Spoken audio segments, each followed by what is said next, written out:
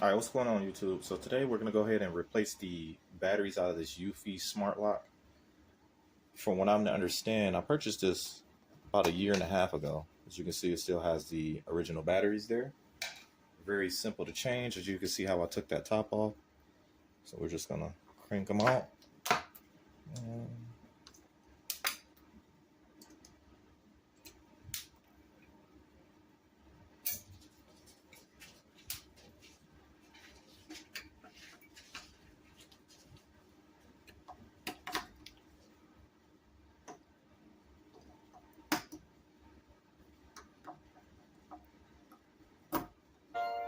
That's it.